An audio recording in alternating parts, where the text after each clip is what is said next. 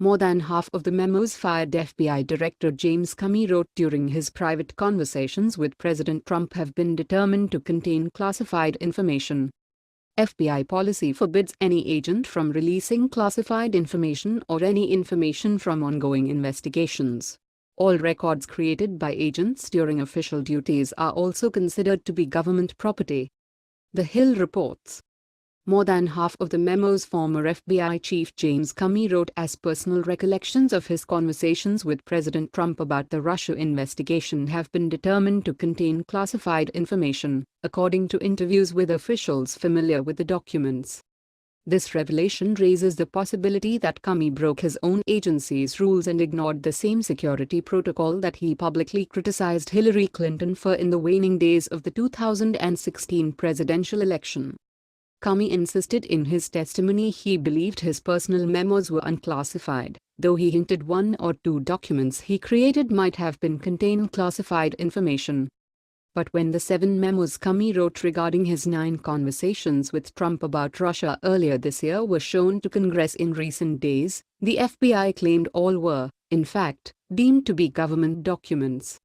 4 of the memos had markings making clear they contained information classified at the secret or confidential level, according to officials directly familiar with the matter. A spokesman for the FBI on Sunday declined to comment. Congressional investigators had already begun examining whether Comey's creation, storage and sharing of the memos violated FBI rules, but the revelation that 4 of the 7 memos included some sort of classified information opens a new door of inquiry into whether classified information was mishandled, improperly stored or improperly shared. As TGP previously reported, fired FBI Director James Comey told the Senate Intel Committee that he asked a friend of his to leak to a memo he kept regarding his conversation with President Trump to the press.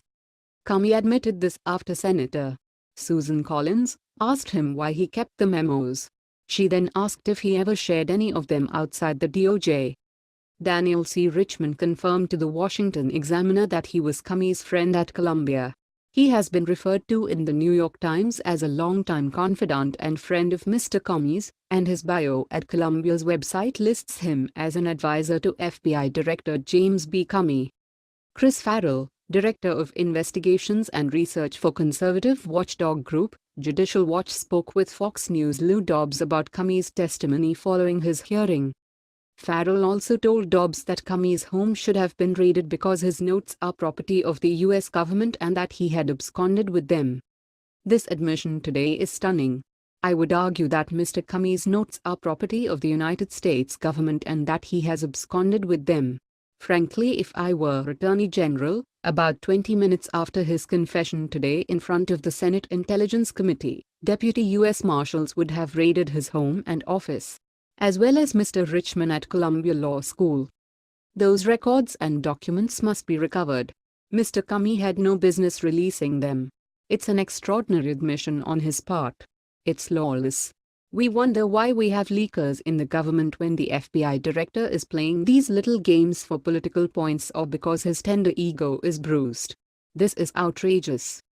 He took an oath to the Constitution and he's betrayed it in no uncertain terms. Did you show copies of your memos to anyone outside of the Department of Justice? Yes. And to whom did you show copies? I asked, President tweeted on Friday after I got fired that I better hope there's not tapes. I woke up in the middle of the night on Monday night, because it didn't dawn on me originally, that there might be corroboration for our conversation, there might be a tape. And my judgment was I needed to get that out into the public square. And so I asked a friend of mine to share the content of the memo with a reporter. Didn't do it myself for a variety of reasons, but I asked him to because I thought that might prompt the appointment of a special counsel. And so I asked a close friend of mine to do it. And was that Mr. Wittes? No, no. Who was that? A good friend of mine who's a professor at Columbia Law School. Let's make this go viral. Share this on Facebook and Twitter and let us know what else you think. And don't forget to help support us by subscribing and joining us on Patreon by clicking on our Patreon link in the description box down below. And don't forget to hit that donate button in the description box down below. Also, don't forget to check out our all-new website with much more content than on our YouTube channel. If you are seeking the best in facial and clear skin regimens and products and so much more, including an opportunity to earn residual income, please visit our partner at naturalbeautythat'syours.com. The link is in the description box below. Let the world know your thoughts on this story. The Gateway Pundit helped contribute to this report. Thanks for watching and goodbye from all of us here.